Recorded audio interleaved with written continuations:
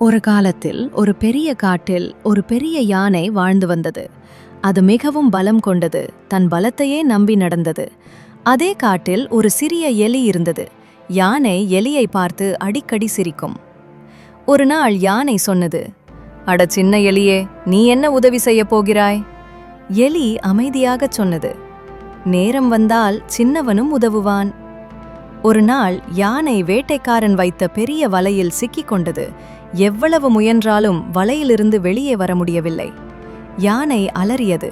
அந்த சத்தம் கேட்டு சிறிய எலி ஓடி வந்தது.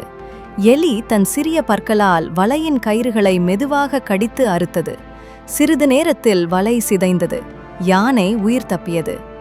யானை எலியிடம் பணிவுடன் சொன்னது, "உன்னை நான் சின்னவன் என்று நினைத்தேன், ஆனால் இன்று நீ என் உயிரை காப்பாத்தினாய்." எலி சிரித்தது.